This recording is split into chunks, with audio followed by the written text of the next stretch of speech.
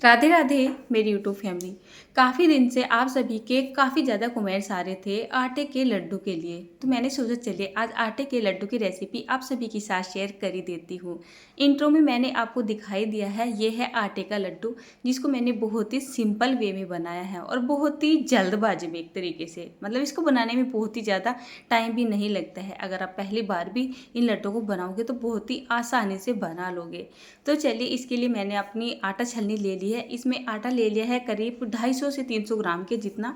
यहाँ पर मैंने करीब 50 ग्राम के जितनी सूजी डाल ली है, 50 ग्राम के जितना बारीक वाला बेसन डाल लिया है और उसके बाद इसको छान लिया है। गेहूं का आटा होता है ना तो इसमें बहुत ज़्यादा चोकर सा होता है। हमारा फ्रेश चक्की का आटा आता है तो इसमें चोकर कुछ ज़्यादा ही निकलता है, तो छानना ज़रूरी होता है। छानने के बाद एक कढ़ाई रख लिया और इसमें डाल लिया है घी। घी का कोई मेजरमेंट नहीं है, जितनी ज़रूरत होगी इतना घी डालते जाएंगे। और घी जैसे ही हमारा गर्म होता है हम यहाँ पर डाल देते हैं ये आटा, बेसन और सूजी। सभी चीज़ों को डालने के बाद गैस का फ्लेम स्टार्टिंग में तो हम मीडियम टू हाई के बीच में रखेंगे ताकि अच्छे से जल्दी से मिक्स हो जाए, और उसके बाद total process medium to low flame पर करेंगे। बस इसकी भुनाई में थोड़ा सा ज़्यादा टाइम लगता है। अब आप यहाँ पे देख सकते हैं जो हमारा आटा, बेसन, सूजी है ना वो थोड़ा सूखा सूखा चल रहा है, इसीलिए मैं बोल रही थी कि हमें यहाँ पर घी का कोई भी मेजरमेंट नहीं रखना है।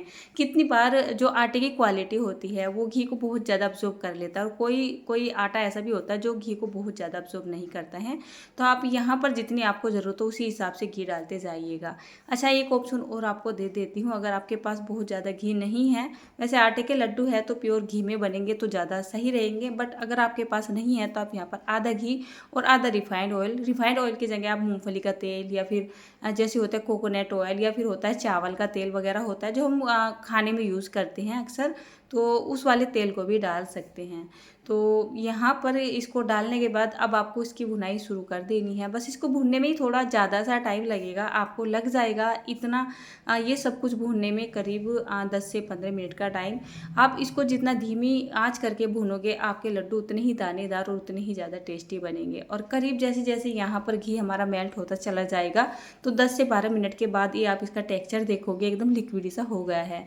देखने में अभी ऐसा लग रहा है जब हम बेसन की भुनाई करते हैं और बेसन अपना रूप बदलता है या बेसन अपना रंग बदलता है। आप देख सकते हैं यहाँ पर घी बहुत ही अच्छे से मेल्ट हो चुका है, लेकिन यहाँ पर हमें इसकी भुनाई बिल्कुल बराबर करनी है और एकदम बिल्कुल कंटिन्यू इसको चलाते हुए इसकी भुनाई कर लेनी है। और जब आप देखो ना इसमें सौंधी सौंधी खुशबू आने लगी और ये फ्लफी सा हो गया है, तब आपको गैस को ऑफ कर देना है। या आपके समझ नहीं आ रहा है कि कितनी देर के लिए हमें इसको भूनना है, तो आप गैस का फ्लेम मीडियम टू लो के बीच में कर दीजिए और अपनी घड़ी देख लीजिए। अगर आपके पास ये 300 से 400 ग्राम के जितना आटा है टोटली मटेरियल, तो आप 10 से 15 मिनट के लिए लगातार चलाते हुए इसकी भुनाई करते रहिए, फिर आपको अपने आप ही पता चल जाएगा।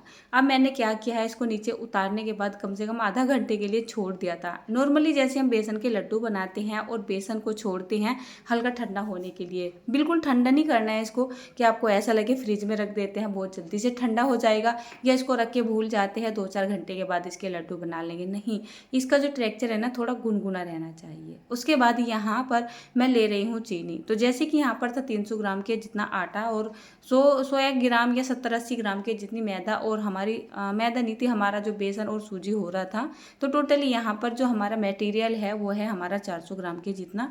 तो इतने में आपको ले लेनी है करीब 400 ग्राम के जितनी चीनी, और यहाँ पर 4 से 5 हरे वाली इलायची भी डाल देनी है। आपको इलायची का पाउडर अलग से डालने की ज़रूरत नहीं पड़ेगी, और इसका एकदम से थोड़ा फाइन सा पाउडर बना के तैयार कर लेना है।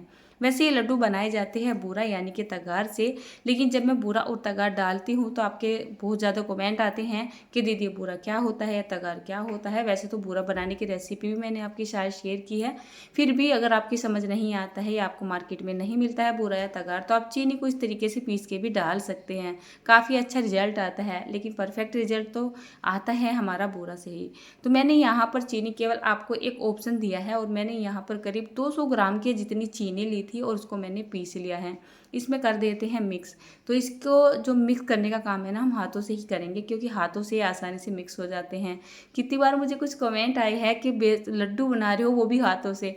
लड्डू तो केवल हाथों से ही बनाया जाता है। अगर आपके पास कोई मशीन हो तो आप बना लीजिए। जो मुझे कमेंट करते हैं कि लड्डू हाथों से कौन बनाता है, हलवाई से लेके छोटे से छोटे घर में आप देख लीजिए, लड्डू केवल हाथ से ही बनाए जाते हैं। ठीक है ना, बस हाथों को पहले अच्छे से धो डालें। और घर में हम काम करते हैं तो हाथों को तो ऐसी बात नहीं, हम अपने घर के लिए बना रहे हैं तो साफ़ सफाई का पूरा ही ध्यान रखते हैं।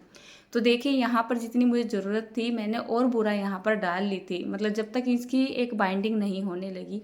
जैसे 200-250 ग्राम की जितनी मैंने चीनी ली थी इतना ही यहाँ पे मैंने बूरा डाल लिया था और इसको अच्छे से मिक्स करने के बाद इसके लड्डू बनाने शुरू कर दिए थे। तो देखिए बहुत ही आसानी से इसके लड्डू बन रहे हैं, है नहीं।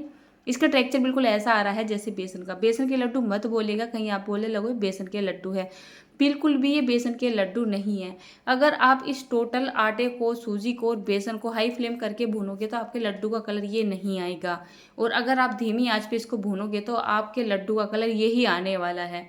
थोड़ा सा आपको यहाँ पर ये येलो दिखाई दे रहा है, इतना येलो तो ये लड्डू नहीं था, लेकिन हाँ बिल्कुल इसका जो कलर है ना बिल्कुल बेसन के लड्डू से मिलता जुलता ही बना था। और जैसे कि मैंने यहाँ पर ये सारे लड्डू बना ली हैं और एक लड्डू तोड़ के आपको दिखाना ही बनता है।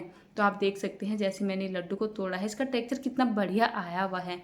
अगर आप इन लड्डू को सर्दियों में बना रहे हो ना तब आपको यहाँ पर थोड़ा सा घी के साथ थोड़ा सा ऑयल ज़रूर डालना है, क्योंकि आप सभी जानते हैं जब सर्दियाँ आती हैं ना तो सर्दियों में घी एकदम जम जाता है, पत्थर के जैसा हो जाता है, तो लड्डू भी टूटने में दिक्कत आती है और गला भी पकड़ते हैं।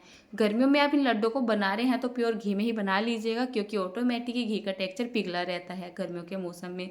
तोड़ के लड्डू मैंने आपको दिखाई दिए हैं, बहुत ही ज़्यादा सुपर टेस्टी है, हमारे आटे के लड्डू बनकर तैयार हो चुके हैं।